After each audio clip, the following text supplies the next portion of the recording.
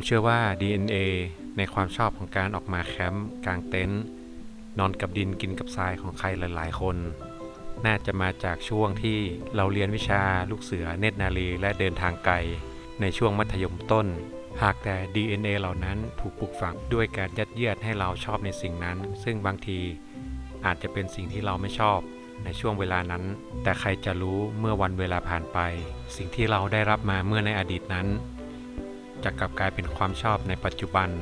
และอนาคตที่เราโหยหาอยากจะออกไปสัมผัสมันอยู่ตลอดเวลา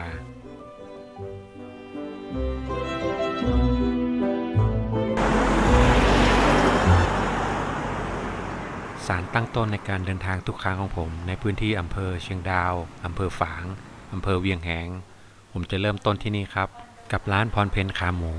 ร้านข้าวขาหมูชื่อดังในอำเภอเชียงดาวที่เปิดมาเป็นเวลานานถ้าจะเปรียบอำเภอเชียงดาวเป็นเหมือนโรงเรียนหนึ่ง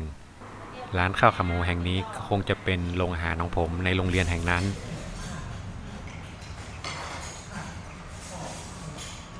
ที่นี่ไม่ได้ขึ้นชื่อมีดีแค่ว่าข้าวขาหมูแต่ยังมีเมนูอาหารหลายเมนูให้เราได้เลือกกินแต่ถึงกับข้าวจะมีมากมายแค่ไหน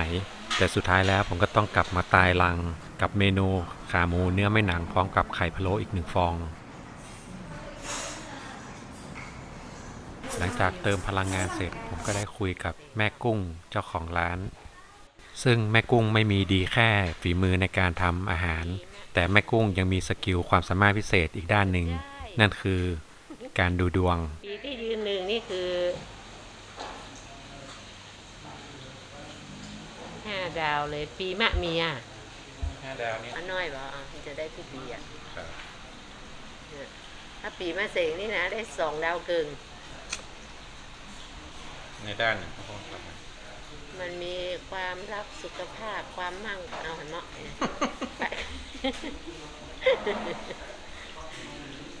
เหมือนกับว่าจะ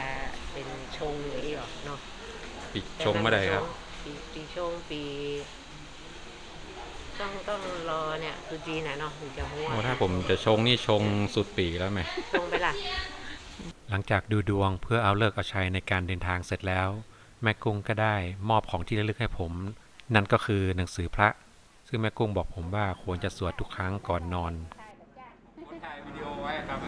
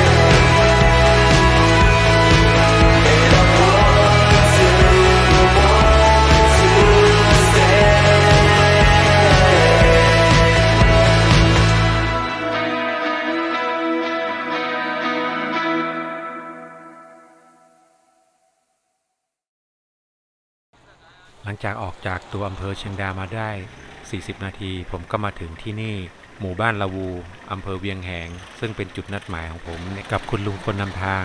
ที่มาพร้อมกับรถกระบะที่จะมาขนสัมภาระของนักท่องเที่ยวรวมถึงนักท่องเที่ยวขึ้นไปใน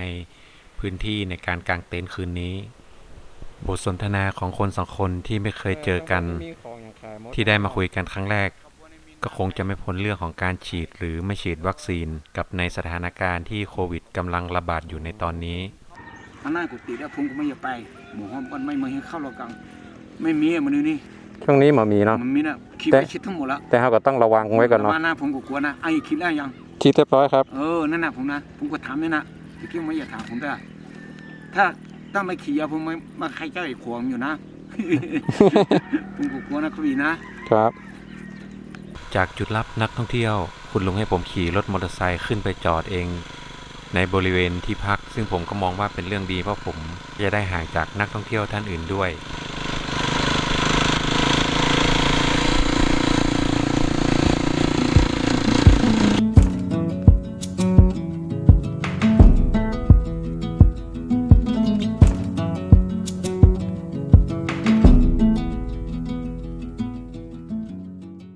จากจุดเริ่มต้นนัดหมายหน้าหมู่บ้านผมก็ใช้เวลาเดินทางไม่ถึง10นาทีก็มาถึงพื้นที่ของฮาดูบิโดยมีดอยหลวงเชียงดาวตั้งตระหง่านอยู่ตรงหน้า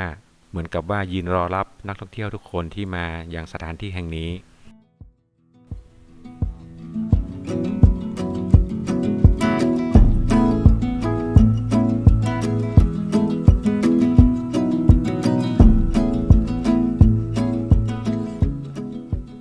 วันที่ผมเลือกมาเป็นวันธรรมดาซึ่งนักท่องเที่ยวจะไม่ค่อยเยอะทำให้ผมใช้เวลาในการเลือกพื้นที่ในการกางเต็นท์ได้ไม่ยากและไม่นานผมก็ได้พื้นที่ที่ถูกใจ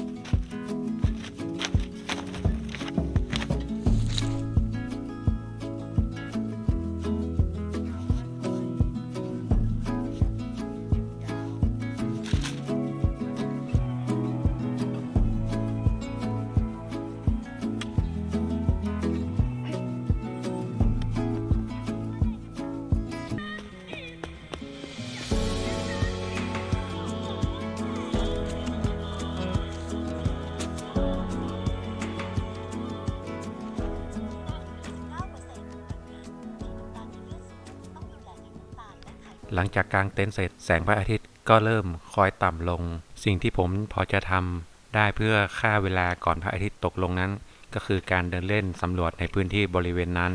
และนั่งชมแสงสุดท้ายของวันก่อนที่พระอาทิตย์จะลาลับไป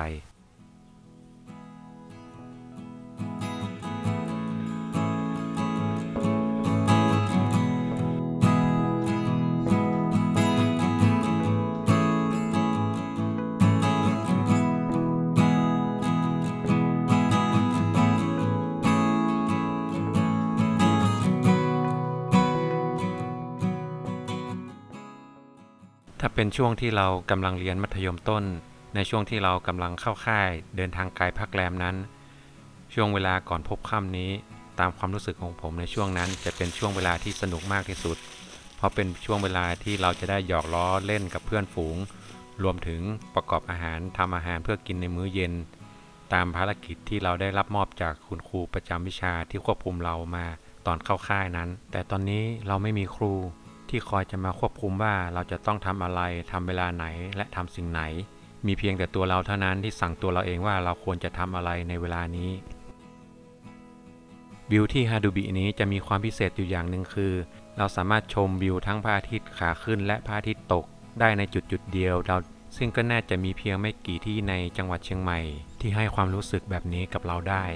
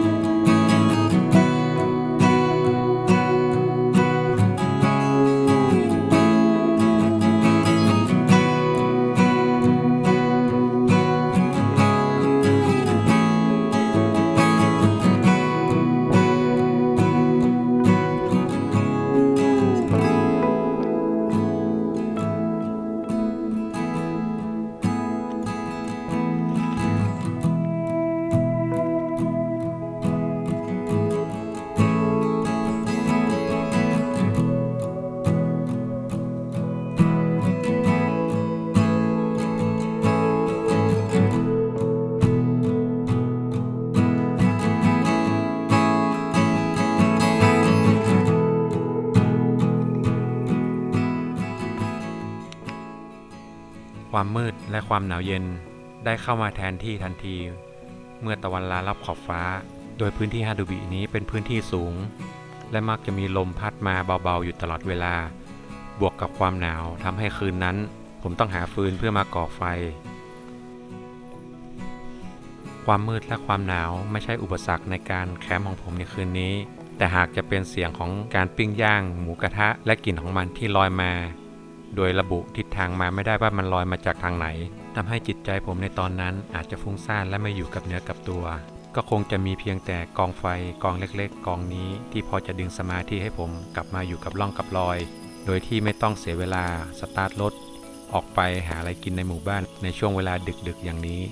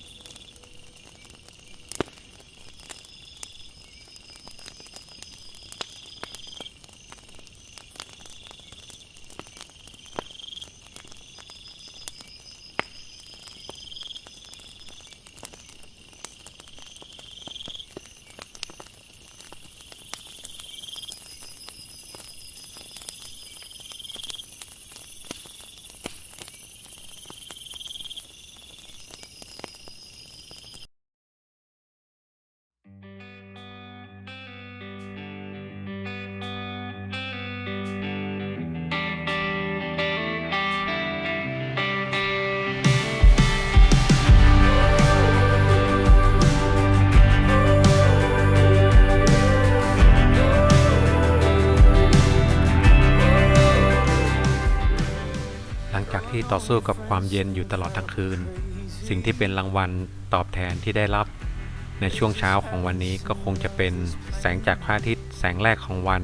ที่ส่องผ่านกระทบกับดอยหลวงเชียงดาวรวมถึงอากาศที่เย็นสดชื่นในช่วงเช้าที่ดูเหมือนจะเป็นรางวัลให้กับนักแคมปิ้งหลายๆคนที่อยู่ในสถานที่แห่งนี้ To me, our love is like an old-fashioned finest whiskey poured out in our glasses. You are something sweet.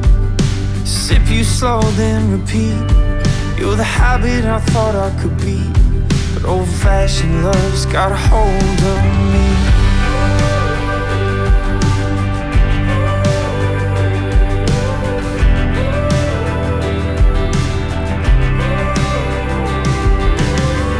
I don't care, I don't think I'd even mind between holding your hand, what I'm feeling in the bottles of wine. 'Cause you just might be something that could stick. ฮาดูบิอาจเป็นชื่อของสถานที่หรือว่าชื่อของบุคคลที่มีความสำคัญและมีความหมายกับสถานที่แห่งนี้แต่ฮาดูบิในความหมายสำหรับผมแล้วนั้นคือการได้ออกมาใช้ชีวิตอยู่กับธรรมชาติและปลุกฟื้น DNA ของการเดินทางไกลแคมปิ้งที่มันหลับไหลอยู่ในตัวเราให้ฟื้นกลับมาอีกครั้งหนึ่งและพร้อมสำหรับการเดินทางครั้งต่อไป Old-fashioned love's got a hold on me.